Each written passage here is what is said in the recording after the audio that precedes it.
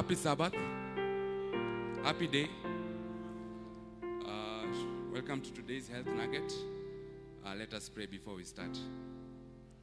Our Father, what in heaven, thank you for the gift of life. We thank you for the gift of the Sabbath. As we learn a thing or two about blood vessel disorders, grant us the knowledge and the know-how to understand, and definitely to affect our future lives. In Jesus' name I pray. Amen. Yes, my name is Dr. Momanyi Mokaya. I'm a thoracic and cardiovascular surgeon, and today we are going to learn a bit about blood vessel disorders. So, what are blood vessel disorders? Blood vessel disorders are disorders that affect the blood flow through the body, and this leads to health complications. Blood vessels are the tubes that carry blood to and fro the heart, and they are part of the cardiovascular system. And examples of blood vessel disorders can be grouped into those that affect the veins and those that affect the arteries. The two major ones that affect the veins are called varicose veins and deep venous thrombosis. The others that affect the arteries mostly are called aneurysms. Aneurysms is a dilatation of any part of the blood vessel that is common in the arteries. The other most common one is called peripheral arterial disease. Why should we care about blood vessel health? We realize that blood vessels deliver oxygen and nutrients to organs and tissues, and also transport carbon dioxide and other products for excretion, meaning back to the heart and back to the lungs, so that we can actually excrete carbon dioxide. And they also carry toxins to the liver and to the kidneys so that they can actually be excreted. That is the work of the blood vessels. Disorders can lead to serious complications like stroke, heart disease, and ulcers. Ulcers can occur in any part of the body. These disorders occur because blood supply is not reaching to the various organs. Stroke occurs because blood is not reaching to the brain. Heart disease, such as heart attack, myocardial infarction, occurs because blood does not get to the heart. And ulcers occurs because blood vessels are not competent enough to return blood back to the heart, as you are going to see later. 1 Corinthians 6, 19 to 20 says, "Caring for our health is a spiritual obligation of honoring our bodies as part of the Holy Spirit." Before you can see a schematic illustration showing how varicose veins affects our bodies. We can see that blood is actually supposed to move from the tissues back to the heart, meaning it moves in an upward manner towards the heart. And there are various valves that prevent blood from moving backwards. When the vessels, which are the veins, become tortuous, swollen, the valves within the blood vessels cannot touch each other, and there's a reversal of the flow, and this makes the blood vessels become swollen and actually twist and actually lead to various complications. So taking care of blood vessels improves our overall health and energy levels, because poor blood vessel health can lead to heart disease, as I saw earlier, because the blood vessels are weakened and sometimes they are blocked. In the neurological system, it can actually cause a stroke. There are various types of stroke. The stroke that is caused when there is a blood clot, and there's the stroke that is caused when the blood vessel is actually destroyed and there is blood in the brain. It's called a hemorrhagic stroke. The other complication that can occur is organ damage, because there's insufficient blood flow towards the kidneys, the lungs, and the other organs. This occurs in various degrees, whereby it can be ischemia. Ischemia is whereby there is reduced blood flow to an organ, and that can occur in any part of the body. And there is infarction, which occurs where there is complete cut-off of blood supply, and tissues that are in any part of the body can die. This can also lead to chronic pain and swelling, most commonly in the legs.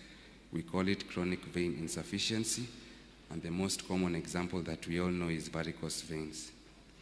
So the common blood vessel disorders, just to name a few, as I said earlier, varicose veins. And this occurs when the blood vessels are swollen and twisted. And this usually occurs in the legs. It occurs over a spectrum.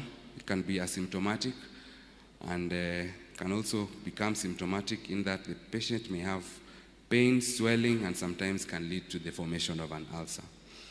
The other most common example is deep vein thrombosis, and this occurs when there's a blood clot in the deep venous system.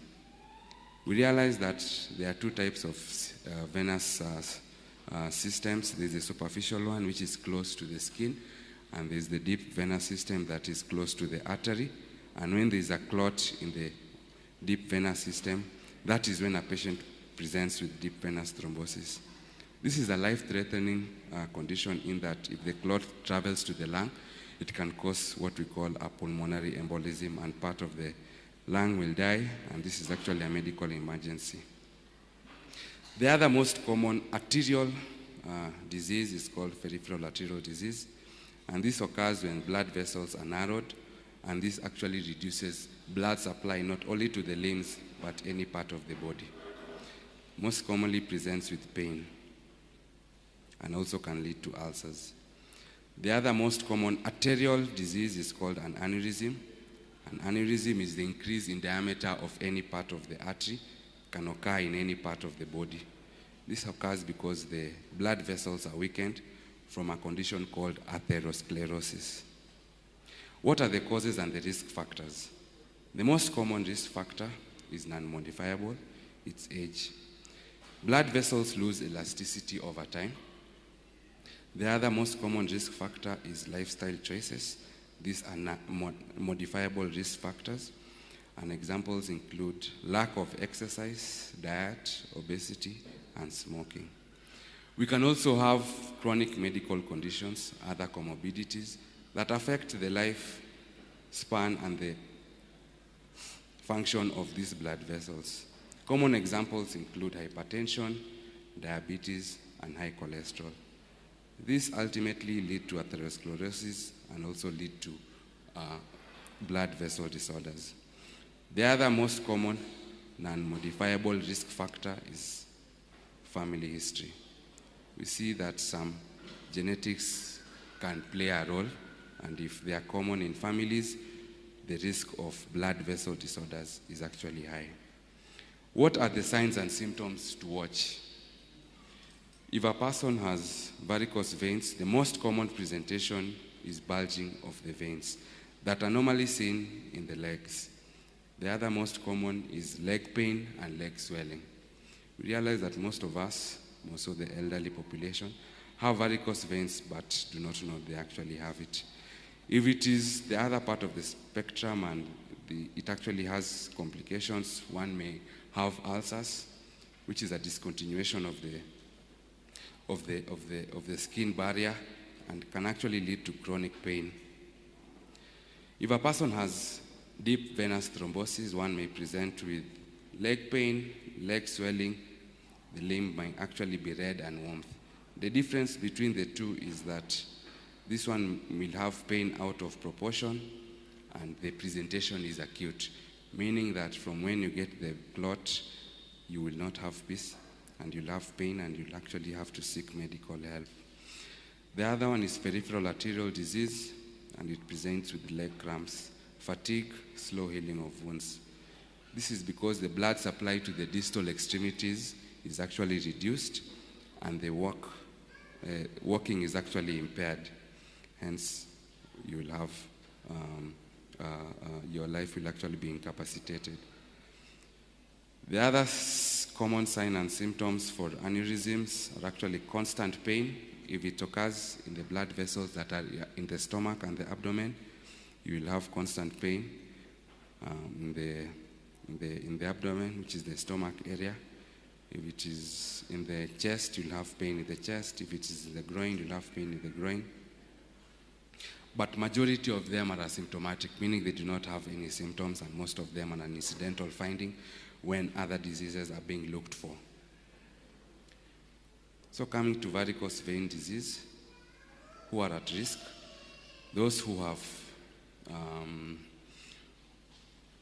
those who stand a lot and those who sit a lot. That's why most of the patients we normally see are teachers and police officers, sometimes doctors, and probably those who walk a lot. The occupation involves walking a lot. The other people who we see are the pregnant ladies, those who are old, and those who are obese. Of course, those ones who are genetically predisposed to have blood vessel disorders are also at risk of having varicose veins. So what are the symptoms of varicose veins? As I said earlier, we have bulging of the veins in the legs, we have throbbing pain, and we have itchiness, swelling, and soreness of the limbs. So if you have any of the above symptoms, it is prudent that you visit your nearest health provider, who will actually do an ultrasound or a venogram and actually institute the necessary treatment. And what does the treatment include? There's compression stockings, which will actually compress the superficial veins and actually force blood to go back to the heart using the deep venous system. There are various types of surgeries. One of them, the most common that we see, is varicose stripping, whereby we look for the vein itself and actually remove it. There are other endovascular techniques, such as laser therapy and radiofrequency ablation, whereby the superficial veins are actually burnt using some source of heat, and the disease will actually be cured. One can also institute lifestyle changes by not standing for long periods of time. Of course, exercise to improve blood circulation to all parts of the body. And in order to cure obesity, one has to lose weight by adjusting their diet and also exercising. So what is the take-home message about blood vessel disorders? The most prudent thing to do is not to ignore symptoms and actually to visit your closest health care provider, who will actually refer you to the necessary specialists to treat these disorders. The other common thing that we should do is exercising. There are various forms of exercise. Most common ones are walking, running. If you're able to swim, one can also swim. Maintaining a healthy weight and a healthy diet. We do understand the Mediterranean diet is the best, one that is rich in fruits and vegetables. And of course, avoiding a high protein diet that is red meat. Lifestyle choices such as avoiding smoking and alcohol consumption can actually reduce the incidence of having these blood vessel disorders. Managing stress and blood pressure levels. If one has these conditions, one should seek ways of reducing stress and also managing blood pressure by taking medication and instituting the right lifestyle choices in order to have a normal blood pressure. If one has varicose veins, one should actually wear compression stockings as recommended by our healthcare provider. The compression stockings mostly are worn in the legs, and they can be worn, some are to the knee length, others are to the groin. Depending on the type of varicose veins that you have, the medical provider will actually advise. And having an attitude that you'd actually succeed, and right now, since you have the knowledge, it is good so that we have a high index of suspicion so that we can actually treat these diseases. This brings me to my end of my presentation. Let us pray. Our Father, who art in heaven, we thank you for the gift of the Sabbath. We thank you for the presentation that we've just had.